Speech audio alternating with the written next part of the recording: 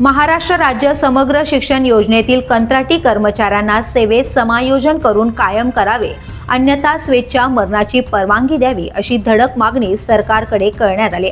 आपल्या मागण्यांकडे शासनाचे लक्ष वेधण्यासाठी हे कर्मचारी 8 डिसेंबर 2025 पासून नागपूर हिवाळी अधिवेशनादरम्यान बेमुदत आमरण उपोषणाला बसणार असल्याचा इशारा देण्यात आला आहे.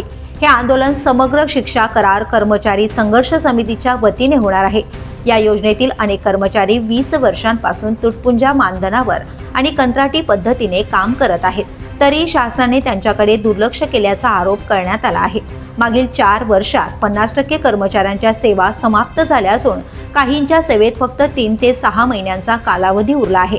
मानधनात 8 वर्षांपासून वाढ झालेली नाही, तसेच कोणत्याही शासकीय सुविधा मिळालेल्या नाहीत. या कालावधीत सेवेत असताना 257 कर्मचाऱ्यांचा मृत्यू झाला, तरी त्यांच्या कुटुंबियांना मदत मिळालेली नाही.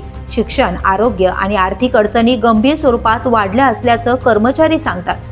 बेमुदत उपोषणादरम्यान कर्मचारी अन्नत्याग, शंखनाद, थाळीनाद, टाळनाद, मूक आंदोलन, भीक मागो आणि आत्मक्लेश आंदोलन करणार असून 6व्या दिवशी कुटुंबीय देखील आंदोलनात सहभागी होणार असल्याचा इशारा समितीने दिलाय. राज्य सरकार या मागणीवर काय निर्णय घेते याकडे आता सर्वांचे लक्ष लागले.